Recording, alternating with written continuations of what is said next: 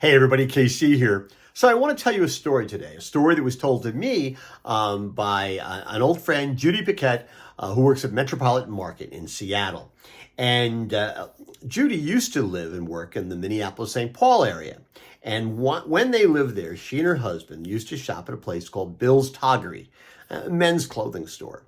And that's where he'd get his clothes and probably gifts for other guys and stuff like that. But they left the area 12 years ago.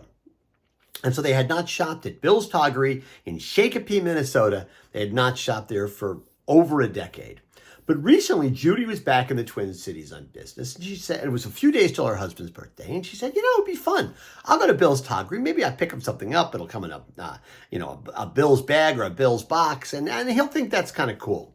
So she goes back into the store. And what happens? But when she gets there, the third generation Bill is there.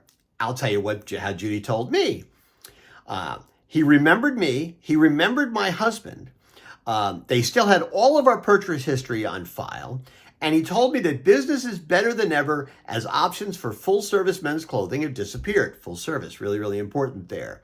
In fact, we made arrangements to order online from Bill's from now on. So Bill has now extended a relationship with a customer that ended in 2012. That's extraordinary. And it just seems to me that is such a great example of what independent retailers can do that chains will never be able to do and e-commerce will never be able to do.